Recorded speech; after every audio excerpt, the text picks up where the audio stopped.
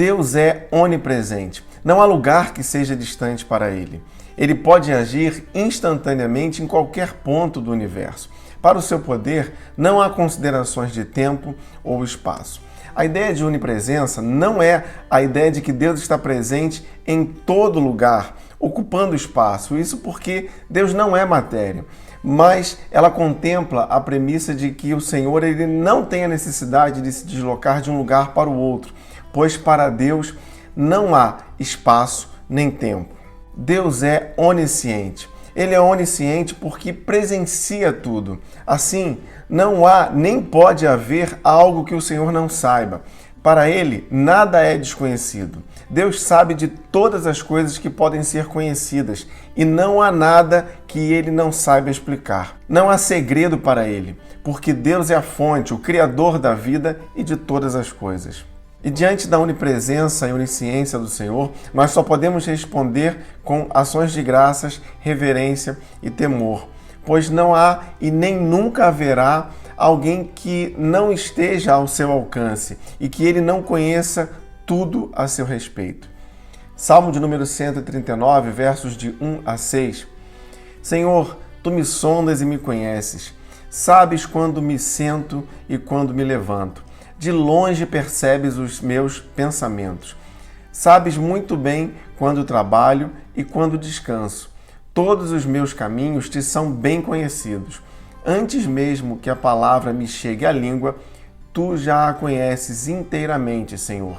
Tu me cercas por trás e pela frente e pões a tua mão sobre mim. Tal conhecimento é maravilhoso demais e está além do meu alcance. É tão elevado que não o posso atingir.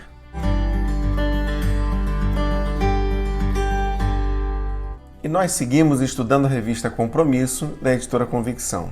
O título da lição de hoje, Deus é onipresente e onisciente. Sua onisciência é maravilhosa. Salmo 139, versos de 4 a 6. Eu leio o verso 6. Tal conhecimento é maravilhoso demais e está além do meu alcance. É tão elevado que não posso atingir. O conhecimento sobre Deus é algo que está muito além do nosso alcance. A nossa racionalidade, o nosso pensamento, eles não nos permitem compreender como Deus pode estar em todo lugar, em qualquer época, ao mesmo tempo. Como já disse, para Deus não há tempo nem espaço. Deus é único, é singular, não há ninguém que seja como Ele. Irmãos, preste atenção numa coisa. Somente Deus sabe cada um dos nossos pensamentos. Só Ele tem essa natureza. Quanto ao inimigo das nossas almas, ele não tem esses atributos divinos. Ele não é onipresente e não é onisciente. Só Deus tem todo o poder, pode agir em todo lugar, a qualquer tempo e sabe de todas as coisas. Deus ele conhece cada um dos nossos defeitos e mesmo assim ele tem profundo amor e misericórdia por cada um de nós. Salmo 139, verso 5. Tu me cercas por trás e pela frente e pões a tua mão sobre mim. O Senhor ele age com a sua poderosa mão sobre nós, nos guardando, nos guiando, mesmo conhecendo todos os nossos defeitos, porque nenhum deles está oculto ao Senhor, uma vez que o Senhor sabe de todas as coisas. Sua onipresença é maravilhosa. Salmo 139, versos de 7 a 12. Diz assim o texto. Para onde eu poderia escapar do teu espírito? Para onde eu poderia fugir da tua presença? Se eu subir aos céus, lá estás. Se eu fizer a minha cama na sepultura, também lá estás. Mesmo ali, a tua mão direita me guiará e me susterá.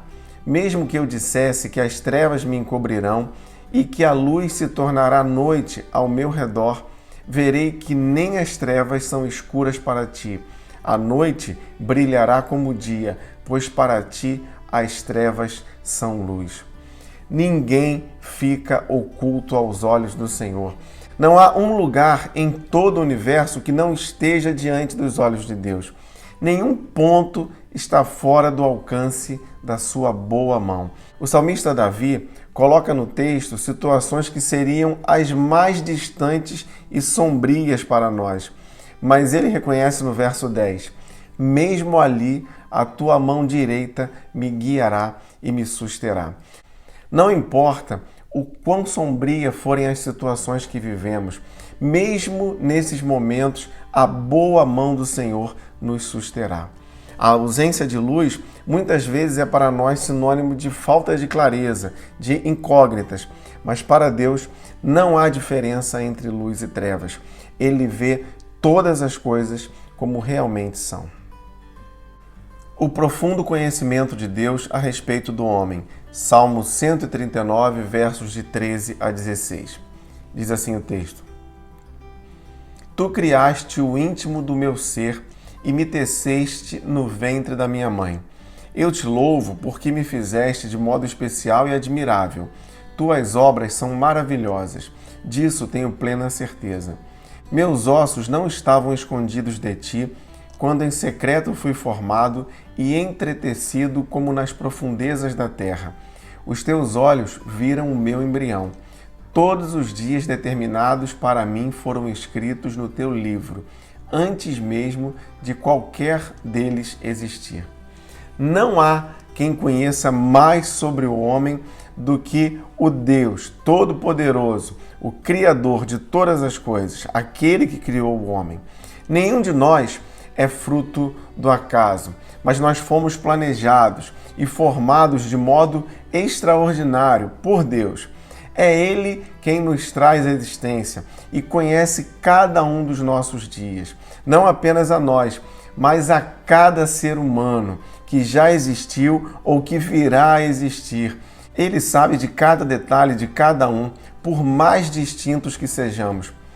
Verso 14 do Salmo 139. Eu te louvo, porque me fizeste de modo especial e admirável. Tuas obras são maravilhosas, disso tenho plena certeza. Meus irmãos, eu quero abrir aqui um parêntese na nossa lição para fazer um comentário específico, ainda sobre os versos 15 e 16 do Salmo 139 e gerar uma reflexão. Diz assim os versos 15 e 16. Meus ossos não estavam escondidos de ti, quando em secreto fui formado e entretecido como nas profundezas da terra. O salmista aqui, ele está falando sobre a formação do ser humano. Verso 16. Os teus olhos viram o meu embrião. Todos os dias determinados para mim foram escritos no teu livro antes de qualquer deles existir. Preste atenção numa coisa. Antes mesmo da grávida dar à luz e nós podermos pegar o bebê e comprovar efetivamente a sua vida, antes dessa comprovação humana, o Senhor, em sua eternidade, ele já contempla cada um como uma vida preciosa. Como o texto diz, os teus olhos viram o meu embrião. E o Senhor, desde então, ele já considera os dias de cada um.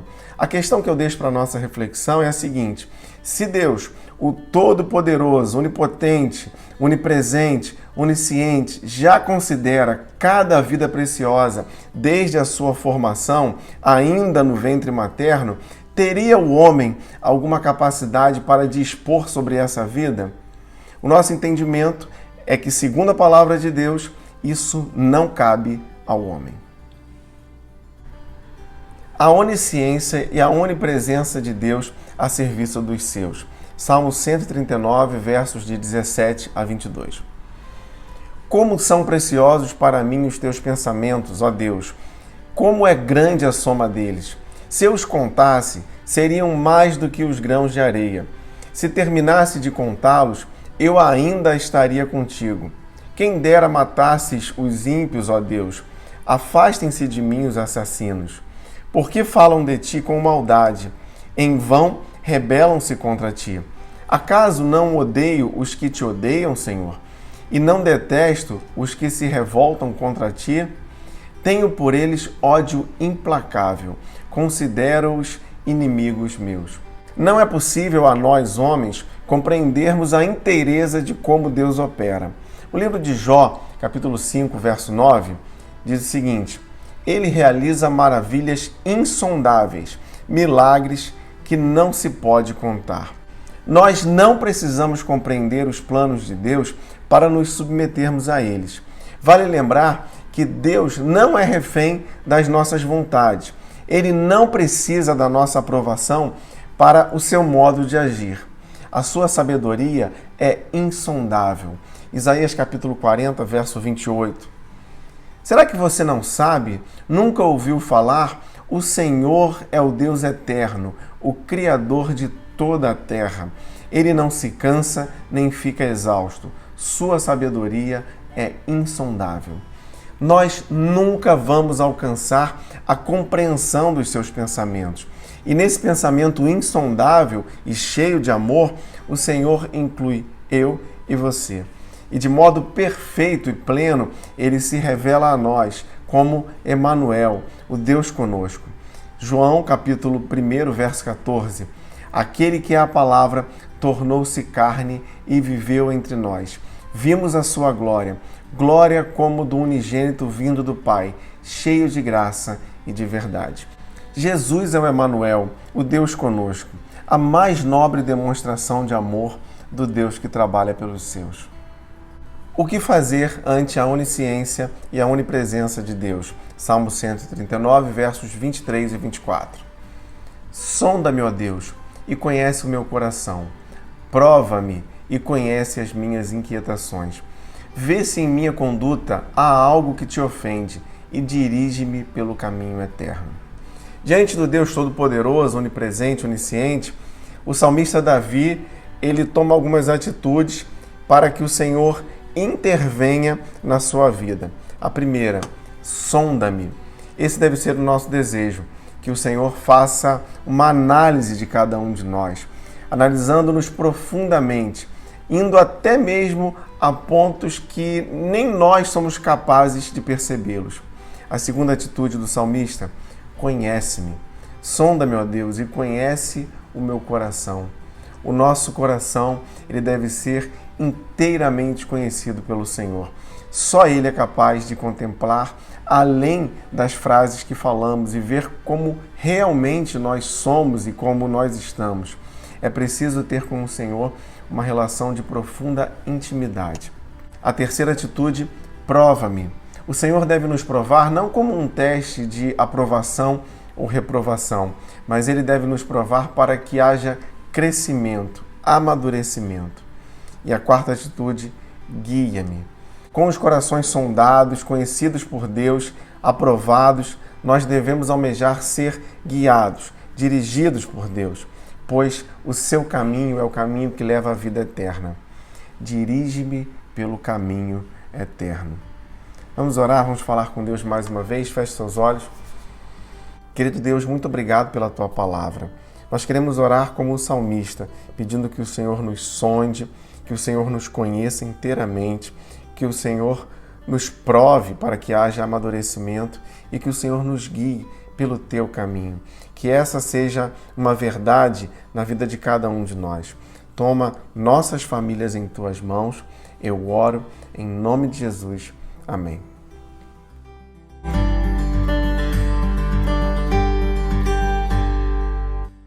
E se você gostaria de entrar em contato conosco, enviando a sua dúvida ou comentário sobre a lição de hoje, você pode fazer isso através do nosso e-mail ou das nossas redes sociais. Não se esqueça de inscrever-se em nosso canal, ativar o sininho de notificações e compartilhar os nossos vídeos. Você também pode nos seguir nas nossas redes sociais. EBD, Igreja de Irajá e Missões Igreja de Irajá. Muito obrigado por você que nos acompanha aqui na Escola Bíblica da Primeira Igreja Batista de Irajá. E não se esqueça, leia, estude, entenda a Bíblia.